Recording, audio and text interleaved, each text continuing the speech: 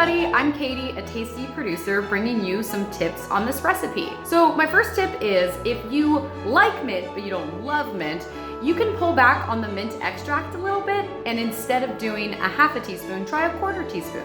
My second tip is, when putting the cookies in the bowl, it can seem kind of intimidating. So you'll start with one in the middle, you'll do 6 around it very close, and then you'll just kind of fill in the gaps from there. And if you know what, whatever you do, it's gonna be perfect, even if it's not a perfectly geometric cookie bowl. For my final tip, I used a box brownie mix for this recipe, but you can totally make brownies from scratch for this, and it will probably taste even more delicious. I hope that you guys like this recipe, and leave in the comments if you'd made it, take pictures. Would love to see it.